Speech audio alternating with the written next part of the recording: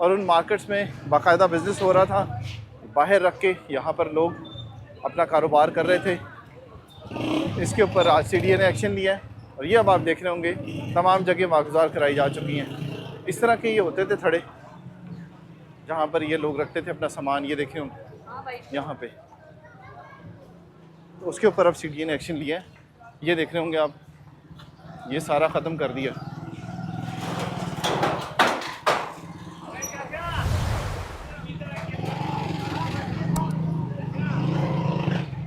ये सारी रोड आप देख रहे होंगे दाएं और बाएं जानिब दोनों तरफ से जितनी भी तजावज़ात थी, जितनी भी गैर कानूनी तामीरात थी, इनसे CDA ने ख़त्म कर दिया।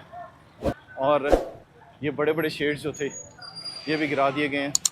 ये नीचे जो थड़े बने हुए थे ये भी गिरा दिए गए।